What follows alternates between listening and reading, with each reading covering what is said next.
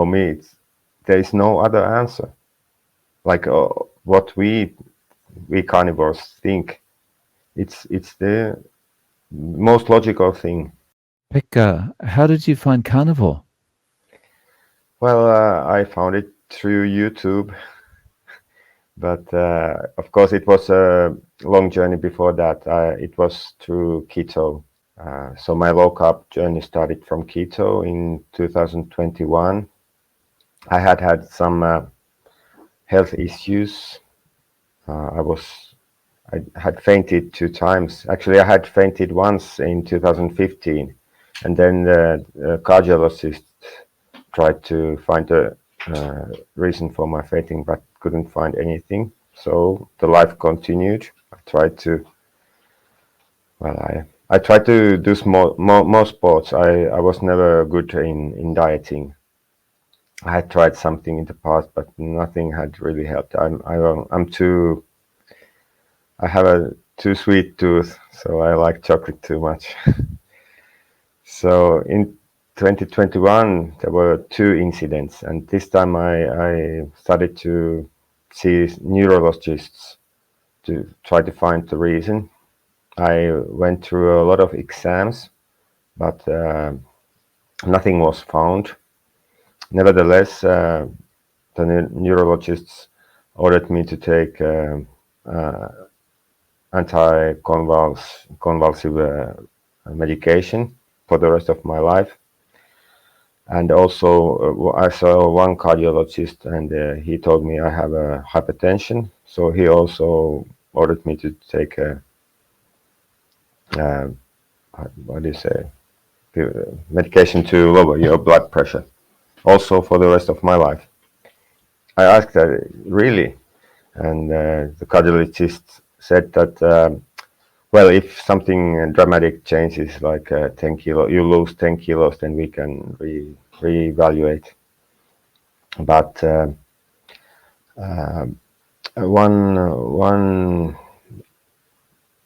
friend, when he heard about my diagnosis, he told me about a ketogenic diet, that it had been used in the past to treat epileptic children.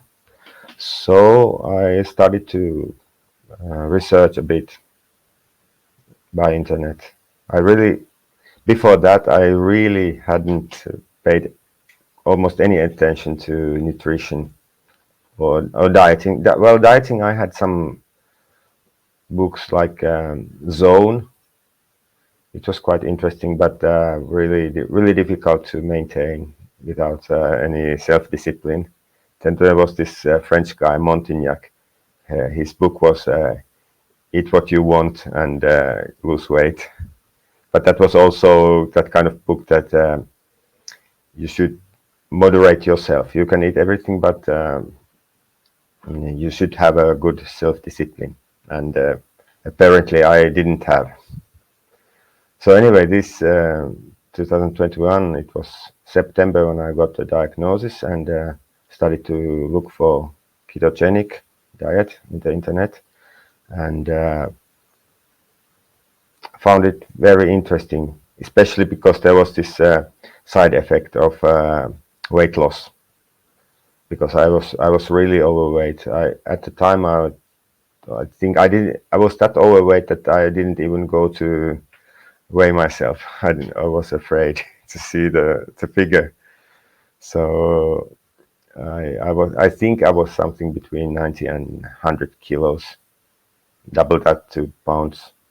The influencers that I saw in YouTube were Sten Ekberg and Eric Berg, and I really got interested in, and decided to try it. Of course, the impatient guy that I am, I was looking for some shortcuts there. So then because especially Sten Edberg had some recent videos about the benefits of fasting. So I figured out that I get to this, well, ketogenic state or fat burning state faster than if I do a prolonged fast in the beginning. So I decided to do a 5-day fast, and after that start slowly the ketogenic diet. I mean slowly because you cannot eat too much stuff after a prolonged fast. So the night before my programmed fasting, I ate uh, 3 bars of chocolate and said bye for now. Actually I already had programmed that my first stint would last for 60 days, 2 months, because then there were Christmas holidays coming, and I knew that it would be really difficult, actually impossible, to not to eat something else because my elderly father-in-law, he doesn't know anything about nutrition and dieting, and he cooks rice every day, and if I didn't eat his rice, he would get really upset. So I already knew that this was going to be uh, just a set period for first. But anyway, I had read about the keto flu, and I tried to get some minerals during the fast, but nevertheless there were the days 3 and 4. No, days 2 and 3. The headache started on the second day of the fast, and it was quite annoying. But it wasn't that strong, so I managed to survive these 2 days, even with the headache. And on the fourth day, I woke up without the headache. I don't know if only that made my state so good, but I really felt like I was in nirvana because of, I don't know, lack of the headache. Uh, so I was convinced that I'm on the right track. I don't remember when I first measured my blood pressure. I have my own meter, but it had already come down. Actually, I this hypertension thing, it was more prevalent at doctor's visit. It's this white jacket blood Uh, pressure, white coat syndrome. white coat syndrome. Because my mother had gotten worried about it already decades ago, and she had bought me the blood pressure meter. So I had been checking my blood pressure at home, and it had never gotten that high. But when you go to cardiologist, he puts the stuff for you on you for 24 hours, and of course it's a bit difficult because during that 24 hours you don't sleep very well because it measures every 15 minutes, half an hour, something like that.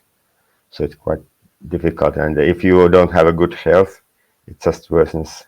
Anyway, the first time I measured my blood pressure, it had already gone down, so I didn't even go and buy the medication. But because of the epilepsy diagnosis, I couldn't argue against it, so I started to take those pills. It's I think barbiturate is the This is medication, the anticonvulsants. anticonvulsant, yeah. But it's a small dose. It's something like 5 milligrams, the smallest dose, and a very cheap medicine in Brazil. So there was no reason for me to question it at the time being. So anyway, after the fast, I slowly started ketogenic. Already had decided that it would be 1 meal a day, if possible.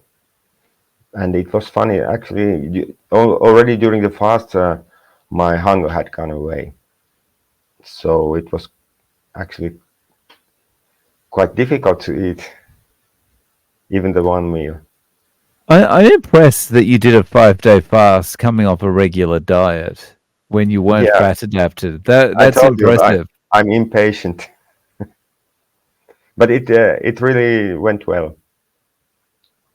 And yeah, so then after that, it was 55 days ketogenic diet, and actually during those 55 days, I had another 7 day fast because I had some small operation in my mouth, and I couldn't eat any solid foods for 1 week. So I decided that I survived the 5 day fast. I try a 7 day fast, and it went better because I didn't have any headache. I'm very impressed. And of course, the weight loss was quite dramatic. I lost 15 kilos during those 2 months, but that was quite expected because of the liquid balance changes when you don't eat carbs. And of course, some of it was also muscle mass. I couldn't exercise. I couldn't even exercise during that period because I had a small fracture in my knee. So my doctor had forbidden me any sports. I only walked to doctor's offices and to my workplace when I had to. It was already home office at the time in 2021, so I didn't have to go too often to work, but I had to go to physiotherapy and stuff like that. But only that, so almost sedentary. I managed to lose 15 kilos. So, what point did you decide? I'm not happy with this. Let's go carnivore instead. No, no, no. Contrary, I was really happy. Ah, I play tennis, and even Sten Ekberg said that on ketogenic you should do more calm sports like walking or than high intensive weightlifting or stuff like that. I I started to look for how people doing ketogenic diet play tennis, and I couldn't find any answers. There was many people spoke about targeted ketogenic diet (TKD), that you eat some carbs 1 day or two before your exercise, and really the first times I tried to play tennis without eating any excess carbs. I had been eating vegetables and salads still, but I really lost my energy. I played for like 1 hour. I was really tired, and I barely got back home, and then I slept the rest of the day. So because of not knowing, I didn't have any choice. I started this targeted ketogenic, and of course it helped, and it was really good because in total I had lost some 20 kilos. So I felt like I was flying or floating on the tennis court because it was so much easier to play, and I was quite happy. But YouTube, the rhythms start to point more towards similar things. So I think the first influencer that I met was Ken Berry,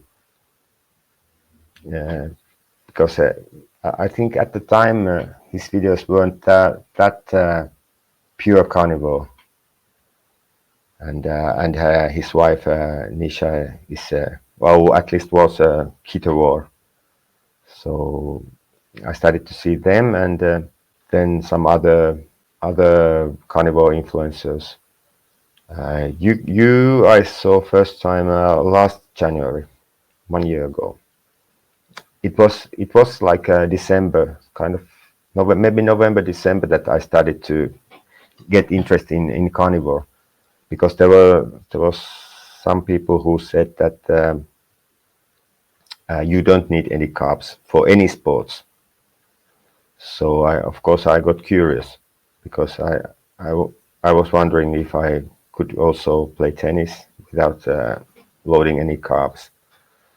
So I in December I decided that in January I will I will start try carnivore. Of course, yeah, that was another Christmas. Of course, both Christmases I had fallen off ketogenic also. I mean that they were programmed fall offs. Yeah, so you had to eat the rice, right? Yeah, I had to eat the rice and something else too. And I used to have my cheat days regularly, like 1 or 2 cheat days per week. But because I had started to play tennis, I didn't have any problems with my weight. I could manage to keep my weight where it had fallen. So anyway, last January I decided to try carnivore, and I saw your videos too. I got interested because you had started only half a year earlier. I had a tennis competition in January, so I was zero carb during the weeks, but then I was afraid that I would lose the match because I got tired. So I had some carbs before my matches, but the tournament finished something like mid-January. So then the next time I played tennis, I went full 1 week full zero carb, and to my surprise or dream come true or whatever, I could play tennis and I didn't get tired, and it felt even better. I had already felt so good playing tennis 20 kilos lighter. I played like I used to play when I was teenager. I'm 50 now. Then I really got convinced that carnivore is the way to go. Of course, I have been watching a lot of videos, doing some other research, and trying to understand the critique against carnivore too, because there is a lot of it. I think we are still the minority in this world. But I convinced myself that this is the right way. Doing carnivore for a year. For yeah, of course, Yeah. I still have had my cheat days, cheat periods. This December was quite kind of cheat December because I came to Finland and my mother cooked some things that I haven't been eating for over a decade, and well, my kids are here too for the first time, so they want to experience everything. And the Finnish chocolate used to be the best in the world. It still is, but it's not now part of my regular life. But of course, I made an exception for now. So I No. got some 5 kilos in December, but I've already lost 3 of them now. Just stopping to eat carbs, sweets, and stuff like that now. So now, of course, to follow the train, I've restarted the World Carnivore Month. So it's 1 week, 9 days, and I already lost 3 kilos just stopping carbs. So how are you eating? Well, I kind of copied you too. I like the idea of ground beef and scrambled eggs, and it it's really funny. I can, of course, I don't eat it every day, but I have, I think, 10 days a row is my record, and it never gets bad. It's always delicious. Every day it's so delicious that it's so wonderful. So we have a lot in common. We're very close in age, and Yeah, we have the same breakfast. yeah. In my case, it's lunch normally. Ah, okay. Yeah. In the morning, I So don't have to lunch take is it. and that's one meal a day. Yeah, normally it's one meal, Mm. one or two, because it's like half a kilo of meat and some 10 eggs. I can it gives me roughly this 150 grams of protein. That's I'm interested, what changes have you noticed in that year?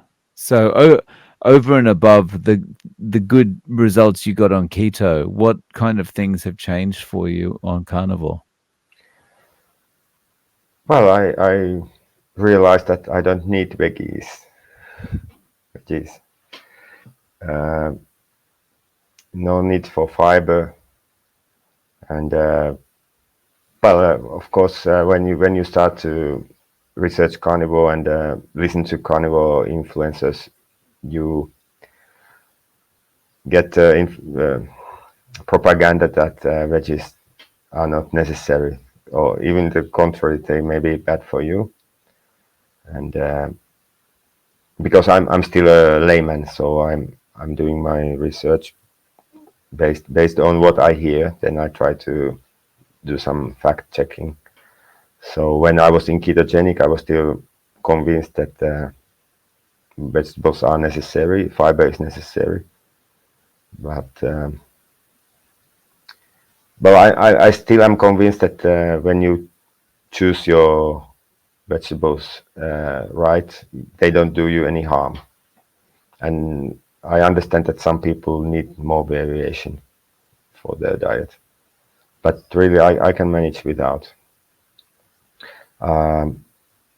Yeah, then and so what I eat in a day, I told you, but then I try to go once a week or in 2 weeks to this Brazilian uh, barbecue restaurant where you can eat as much as you want. And I think I can. My record is some 2 kilos just meat. It was also a transition because besides the besides the buffet, they have everything there. And when before my diet, I used to eat everything over there, even the desserts.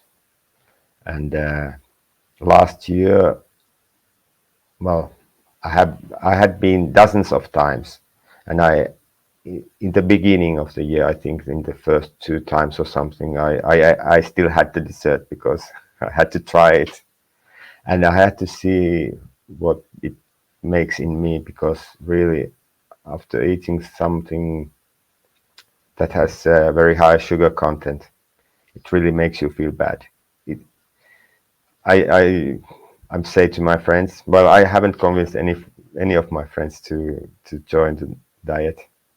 They all think it's too restrictive, but I say to them that after I eat carbs, I feel bad sometimes. Not always, but of course the bloating almost always comes. But sometimes I even really feel. Of course, if I ate over 1 kilo of meat and then on top of it I eat some sweet dessert, then it makes things worse. So, and how about family? What do they think? Well, I'm not forcing anyone. I just try to show my own example. My kids saw that daddy got really better in physical shape. I don't know about the mental thing. I should believe that also mental wise, but I I'm not forcing anyone. Of course, I want to talk about it to everyone. It's like kind of like you feel a bit like apostolic, that you really want to put forward a good message, because the, I really say that miracles happened in me. So it for me it's so natural, but of course this message is not very easily received. Mm. Yeah, I understand, but it's that's just because of programming, right? Like we're Yeah, told from when we're young that this is the way you eat, follow the food pyramid, yeah, eat your vegetables, that kind of thing. And so when someone comes along with a message later on in life and says, "No, we shouldn't be doing it like this. Stop." uh, People are going to be resistant to it or think, "Ah, this is just a salesperson. He's selling me Yeah. something." Or, mm. Well, I used to respect more, or I still respect, but I mean, I used to believe more the authorities what they told. But now on this journey, I half joke also that I have become somewhat conspirationist because Yeah, if they lie to you in one thing, what they don't do they not lie? once you start noticing things and you notice the money interests in everything, it's Yeah, hard to kind of take much advice seriously, right? yeah. Well, I still believe that there is some good faith in some of these authorities, but it's just lack of their information and lack of their their personal research.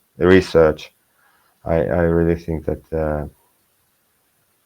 Well, I don't know if I'm so brainwashed or biased, but for me, there is no other answer. Like what we carnivores think, it's the most logical thing. Yeah, that's the other thing that kind of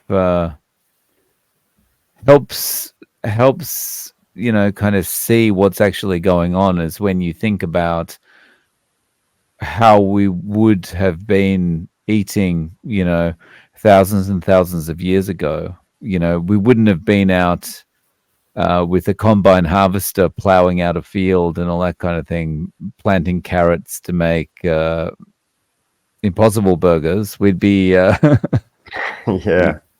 right. Um, so, how is the climate in Finland around consumption of meat? uh, Finns consume more than the authorities think they should, but the health of Finns is not very good. Are they trying to change the way people eat? Like, are they focusing more on a plant-based diet? Yeah, we just had an update on the Nordic recommendation. So Nordic countries make a joint recommendation. It used to be 500 grams of meat per week. Now it's 350. Yeah, that's like about half of my breakfast. Yeah. And then they Wow. scare you that if you eat more, you will get heart disease. And this is really the way it's going everywhere. It's eventually most countries are probably going to have guidelines like this. Yeah, It's quite well, scary. yeah. The worst thing of this is, of course, all the guidelines always tell you to avoid excess sugar. Well, excess sugar is any amount, but the worst thing I think is this that they try to guide you to consume healthy fats like seed oils and margarine and just the worst fats. I am there are some fact checkers in YouTube that say that they don't find didn't find any evidence that seed oils are bad for you, but I really don't think that you should look in the science in that because first you can you can make a research the way you want, and really we really should more listen to ourselves. What is we our bodies know what is good for us. Exactly. I was just talking to someone else about this.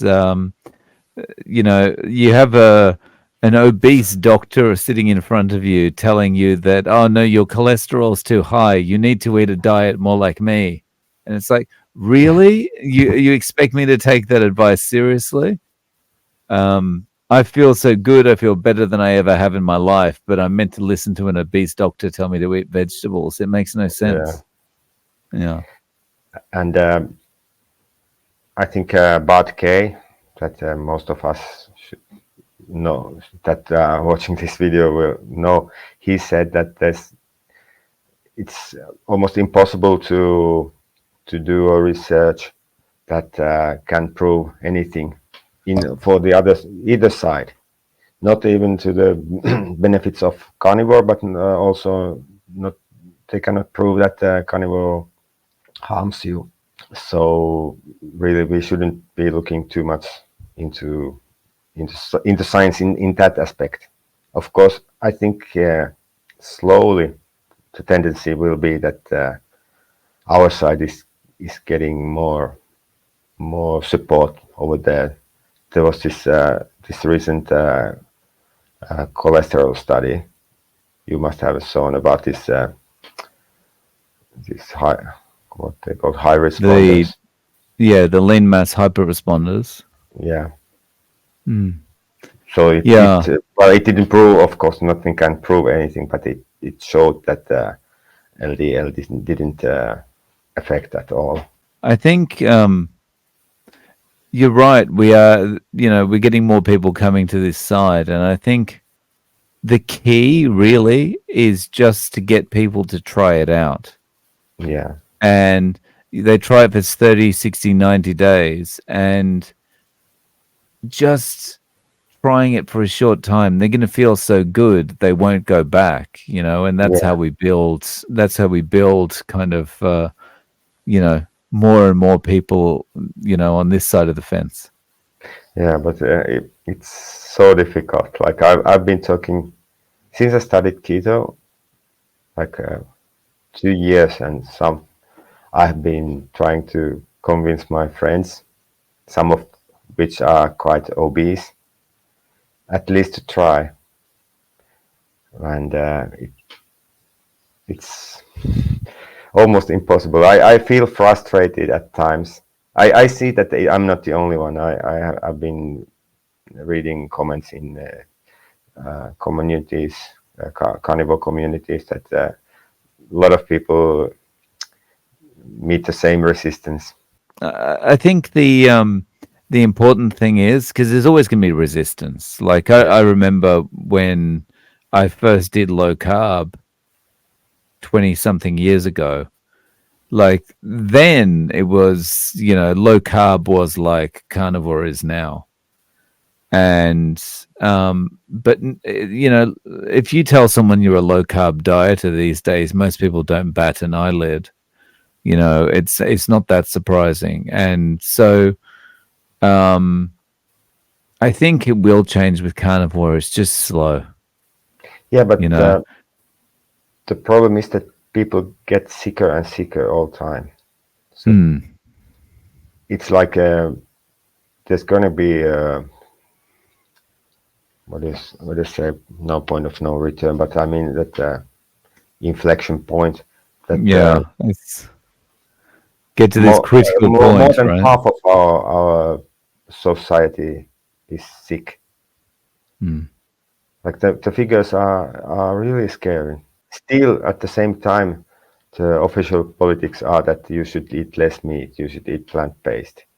I don't know how long it can continue, because they are giving guidelines that are not doing anything to improve the situation. Well, I think it's worse than that. They're giving guidelines that are making it worse. Yeah, Yeah, because they're telling people don't consume sugar, but this stuff that's going to become sugar once you ingest it, that stuff's okay. yeah, It's hmm, yeah. I still think that if you eat natural stuff that became from the nature, the fiber content or whatever there is, will reduce the damage, like ketovores do. I think hmm, ketovore is still okay. hmm, And like you can eat a fruit every now and then, because hmm. there's still healthy stuff. It's made by nature, so I'm not that I'm not 100% against that. But Yeah. for me, they don't do anything good. Mm. I think anyone who's eating whole foods like that, whether it's carnivore or whole food vegan or whatever it is, I mean, we've really got the same kind of goal in mind, and that's to get the Yeah, ultra processed foods out of our diet. And I mean, that's the real villain. yeah. I just remember the one thing that I really need to improve Mm. in my sermon is that even if I could convince somebody to that my scientific viewpoint is right, then there's this ethical side. So many people nowadays are animal rights defenders, and Mm. what we really need is some good information about the sustainability Mm. of meat production that we could counter argue those critics. The industrial meat production is not sustainable. It should Yeah. be more of this regenerative farming. I saw a video that's not that recent, but it was this scientist who showed that how you can recover soil just by letting cattle graze on it. Mm. If it didn't have almost any grass, if you just leave the cattle go there, the soil recovers. Mm. And it's not even a recent invention; it's an old thing. But I wonder why it's not more public. I always feel like stuff like that, those end up being inconvenient facts to industry, so they just get shoved to the side, I think. Alan Savory, Alan Savory. yeah, he's been talking about this for decades already. Mm. I just recently saw this video, and it was fascinating because one of these critics is that we don't have enough land to produce meat for everybody. But if we could recover soil, actually, because we don't need to produce Mm. vegetables.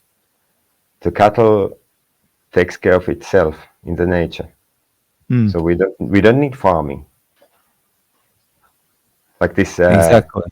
Israeli scientist said that our worst mistake was to start farming, and he's not even carnivore. Where do things go for you from here? This is your lifestyle forever Yes, now? this will be my lifestyle.